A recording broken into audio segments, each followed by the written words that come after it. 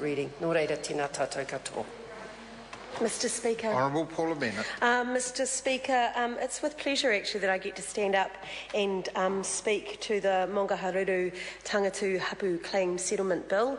I'm kind of standing up on behalf of my colleague Tauhenare, who couldn't get here today and I know is incredibly disappointed due to the fog that's kept him in Auckland, I think.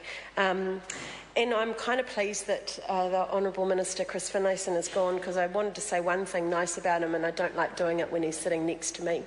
So he has done a great job in pulling this work together, and I know that the Select Committee have put a lot of work in, but I think it's the Hapu that get the best recognition for the work that they've done. Because I'm unlikely to speak on this bill in the third reading, I am going to take 2 minutes and just and perhaps speak differently to the second reading than would normally happen. And I had to get myself up to speed with the details on it in a relatively short time this morning, stepping in for someone else.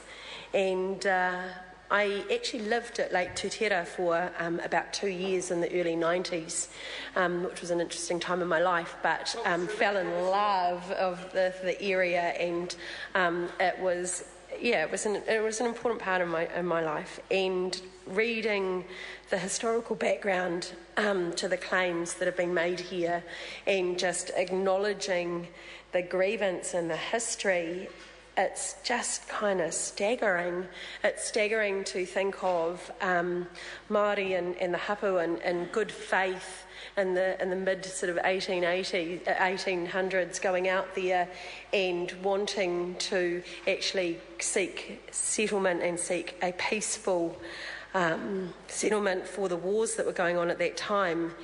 And when you read about how they were actually involved in a peaceful end to their involvement in the New Zealand Wars, but instead in October 1866 they were attacked, and which ultimately led to 23 Māori being killed, and some Hapu individuals were among 86 prisoners who were exiled to the Chatham Islands, where they were detained without trial for nearly 2 years.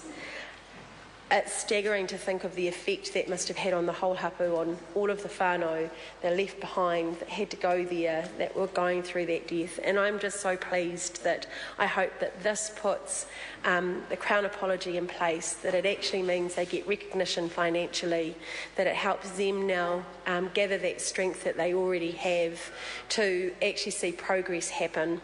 So I wish them all very well in this settlement. I hope the third reading comes along quickly so that we can move on with it, and congratulate all of those that have worked so hard to get them to the place where we are at today. Honourable Nanaia Mahu.